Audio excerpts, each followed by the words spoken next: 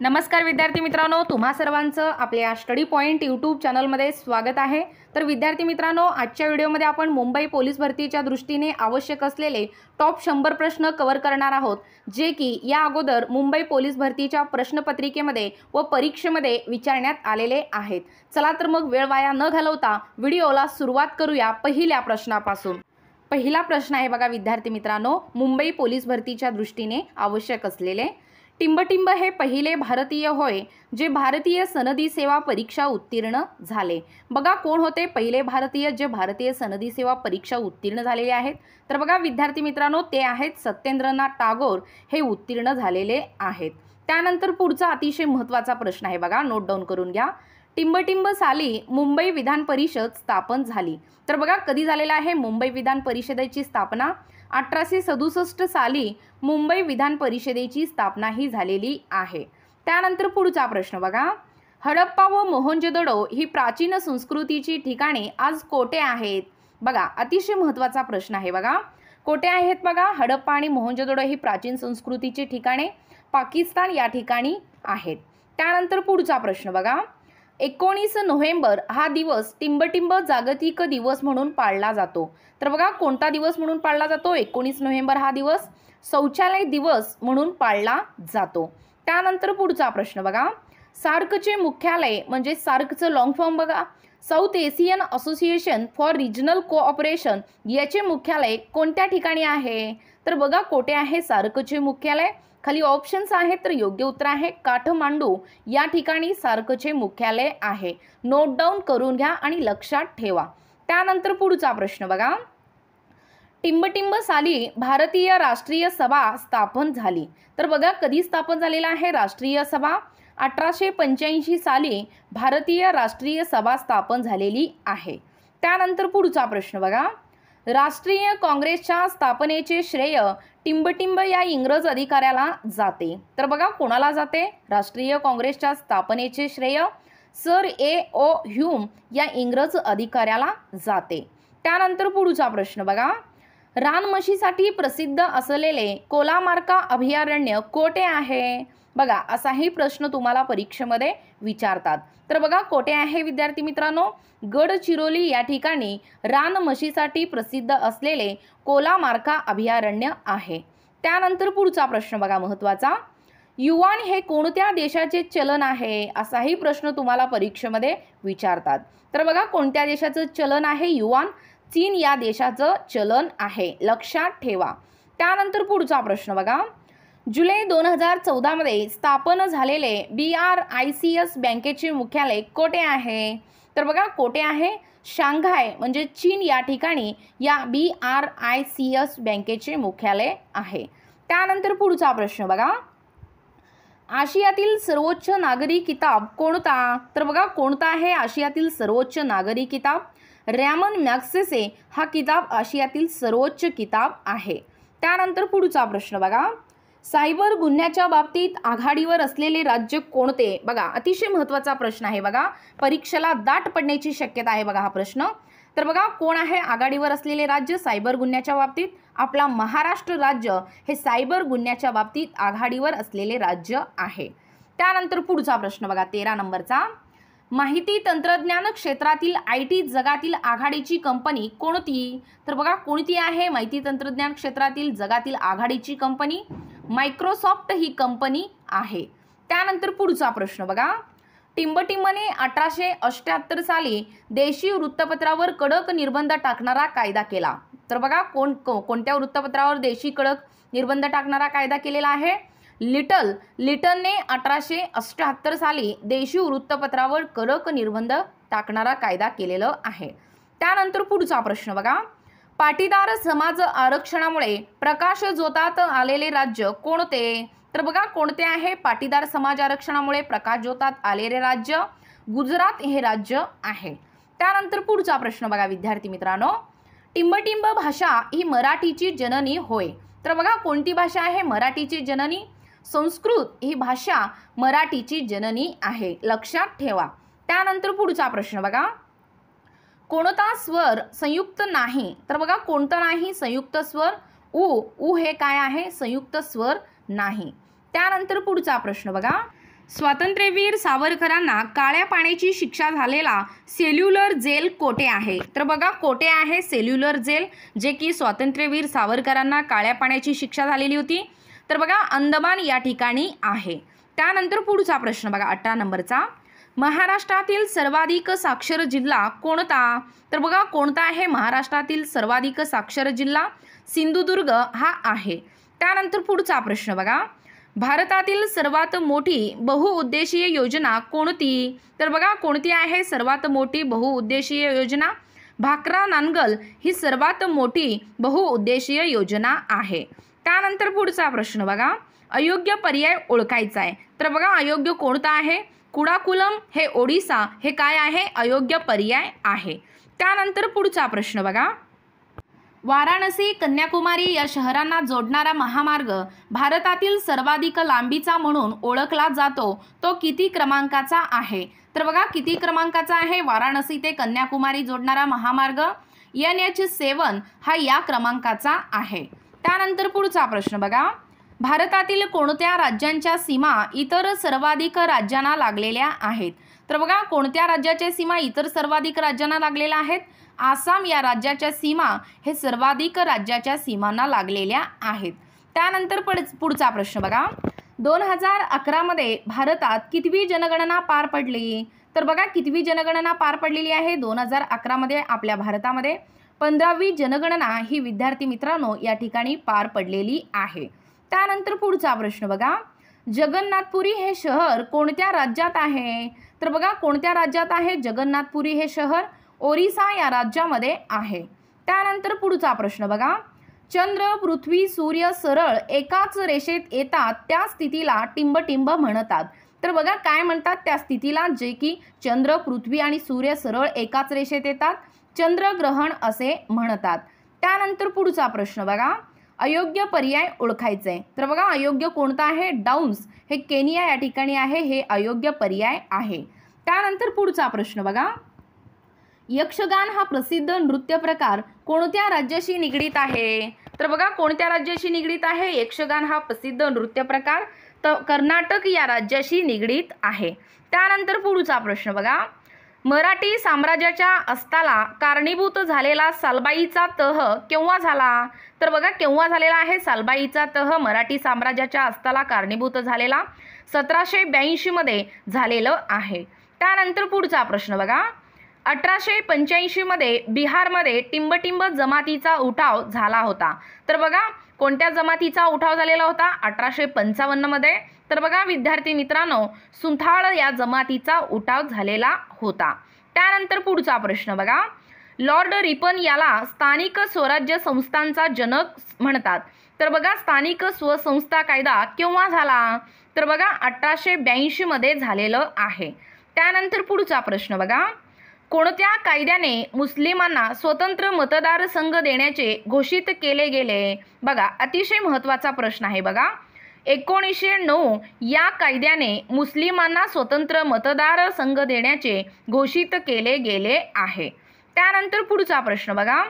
टिंबटिंब हे वृत्तपत्र भारतातील प्रथम वृत्तपत्र म्हणून ओळखले जाते. तर बघा कोणतं वृत्तपत्र आहे जे की आपल्या भारतातील प्रथम वृत्तपत्र म्हणून ओळखलं जातं? द बेंगाल गॅझेट हे आहे. त्यानंतर पुढचा प्रश्न बघा. सत्यार्थ प्रकाश या ग्रंथाचे ग्रंथकर्ते कोण होते? तर बघा कोण होते सत्यार्थ प्रकाश या ग्रंथाचे ग्रंथकर्ते? स्वाद सरस्वती हे सत्यार्थ प्रकाश या ग्रंथाचे ग्रंथकर्ते होते. त्यानंतर पुढचा प्रश्न बघा. 1876 मध्ये स्थापन झालेल्या इंडियन लीगशी कोण निगडीत होते? तर बघा कोण होते इंडियन लीगशी संबंधित? आनंद मोहन बोस हे संबंधित होते. त्यानंतर पुढचा प्रश्न बघा. वैयक्तिक सत्याग्रही चळवळीची सुरुवात केव्हा व कोणी केली होती? तर बघा कोणी केलेला आहे वैयक्तिक सत्याग्रहाची चळवळीची सुरुवात? विनोबा भावे यांनी 1940 मध्ये केलेली होती, लक्षात ठेवा. त्यानंतर पुढचा प्रश्न बघा विद्यार्थी मित्रांनो. कोणत्या योजनेनंतर भारतीय घटना समितीसाठी निवडणुका घेण्यात आल्या? तर बघा कधी घेण्यात आल्या? कोणत्या निवडणुका घेण्यात आल्या? अ आणि क बरोबर आहेत. या ठिकाणी बघा त्रिमंत्री योजना आणि कॅबिनेट मिशन या समितीसाठी निवडणुका घेण्यात आल्या. त्यानंतर पुढचा प्रश्न बघा. भारतीय घटनेचे उगमस्थान भारतीय घटनेचे उगमस्थान टिंबटिंब आहे। तर बघा खाली ऑप्शन्स आहेत, तर योग्य उत्तर आहे जनता हे भारतीय घटनेचे उगमस्थान आहे। त्यानंतर पुढचा प्रश्न बघा, आज रोजी भारतीय राज्यघटनेत अनुक्रमे किती मूलभूत कर्तव्ये आणि किती मूलभूत हक्क आहेत? बघा अतिशय महत्त्वाचा प्रश्न आहे बघा भारतीय राज्यघटनेवर आधारित। तर बघा 11 हे मूलभूत कर्तव्य आहेत आणि मूलभूत हक्क हे 6 इतके आहेत। त्यानंतर पुढचा प्रश्न बघा, आणीबाणी काळात सर्व मूलभूत हक्क स्थगित करण्याचा अधिकार कोणाचा आहे? तर बघा कोणाचा आहे? राष्ट्रपती यांचा आणीबाणी काळात सर्व मूलभूत हक्क स्थगित करण्याचा अधिकार आहे।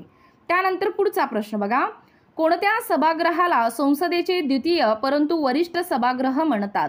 तर बघा राज्यसभा या सभागृहाला संसदेचे द्वितीय परंतु वरिष्ठ सभागृह असे म्हणतात। त्यानंतर पुढचा प्रश्न बघा, स्थानिक स्वराज्य संस्थांशी निगडीत घटना दुरुस्ती कोणती? तर बघा कोणती आहे स्थानिक स्वराज्य संस्थांशी निगडीत घटना दुरुस्ती? 73वी घटना दुरुस्ती आहे। त्यानंतर पुढचा प्रश्न बघा, भारताचे पहिले राष्ट्रपती व पंतप्रधान कोण होते? तर बघा डॉक्टर राजेंद्र प्रसाद आणि पंडित नेहरू हे भारताचे पहिले राष्ट्रपती आणि पंतप्रधान होते। म्हणजे पहिले राष्ट्रपती डॉक्टर राजेंद्र प्रसाद आणि पंतप्रधान पंडित जवाहरलाल नेहरू होते।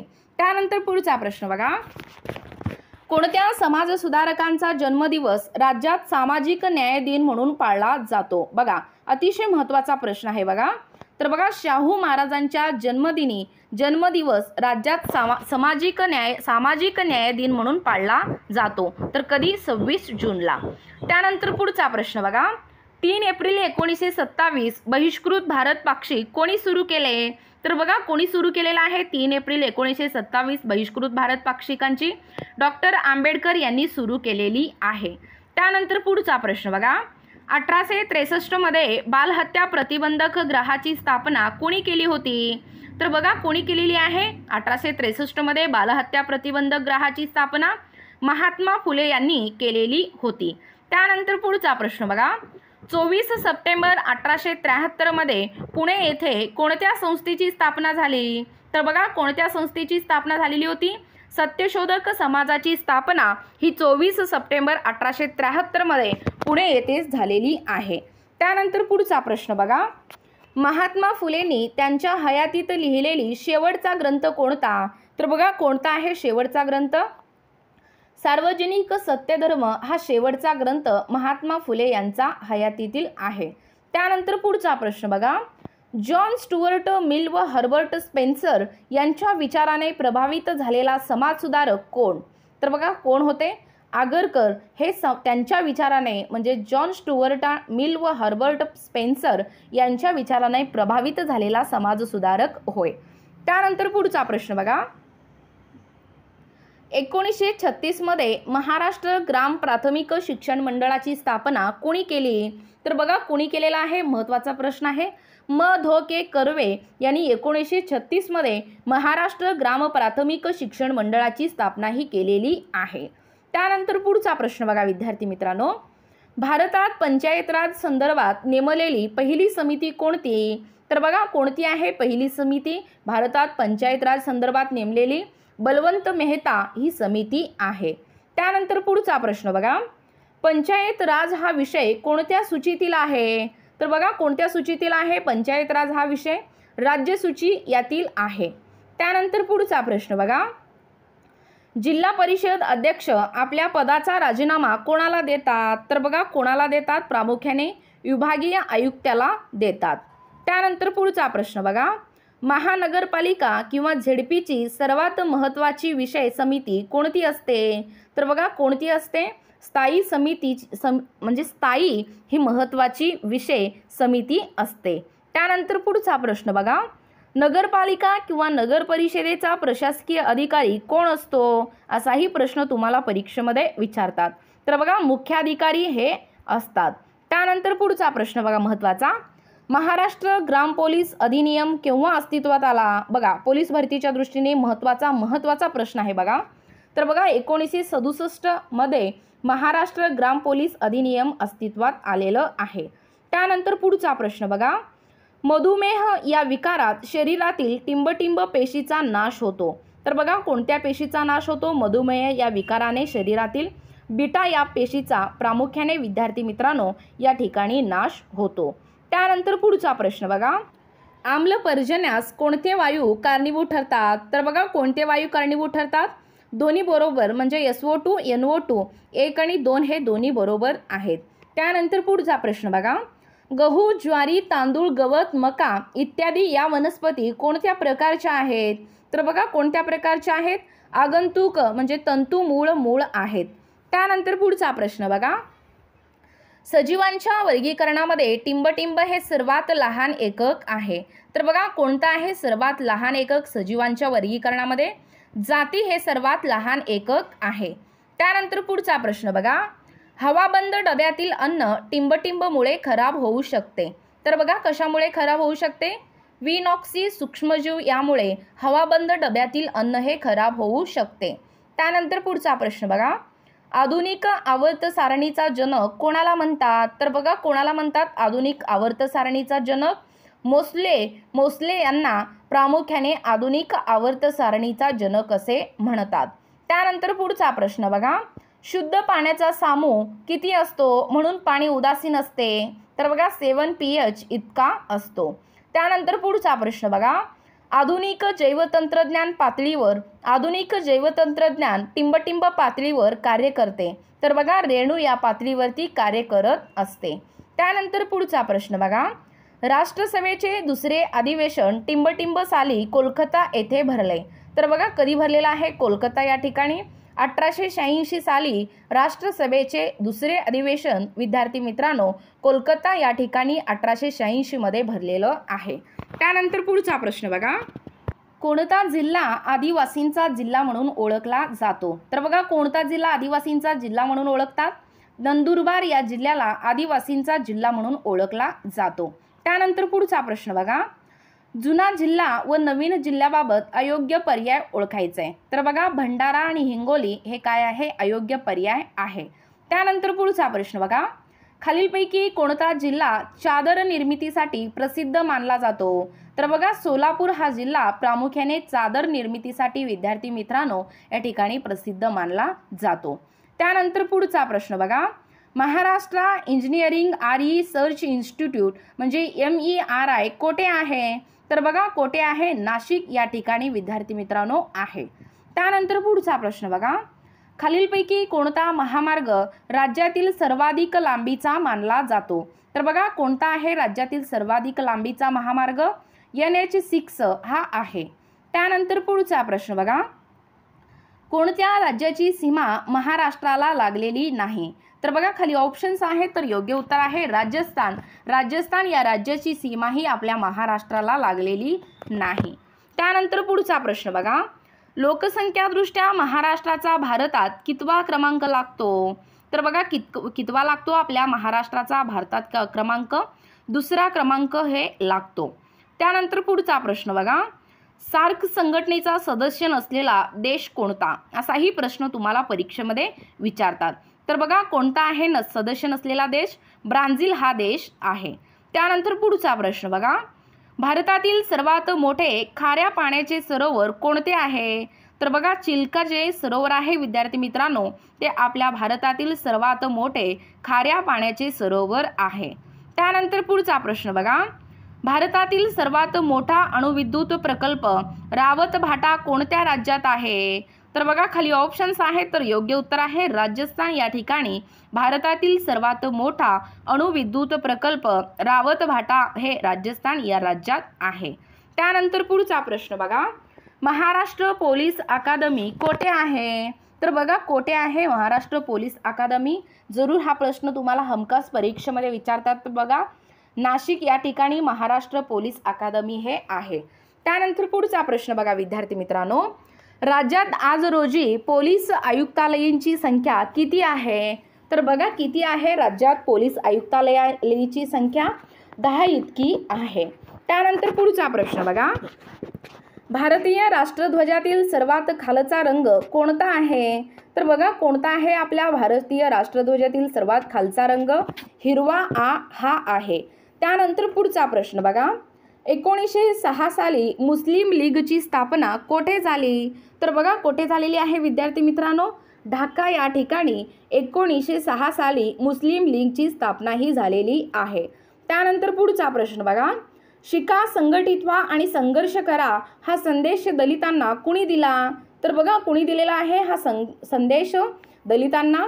डॉक्टर आंबेडकरांनी शिका, संघटित व्हा आणि संघर्ष करा हा अनमोल संदेश दलितांना दिलेला आहे. त्यानंतर पुढचा प्रश्न बघा, बालहत्या प्रतिबंधक गृहाची स्थापना कुणी केली? तर बघा कुणी केलेला आहे? महात्मा फुले यांनी केलेली आहे.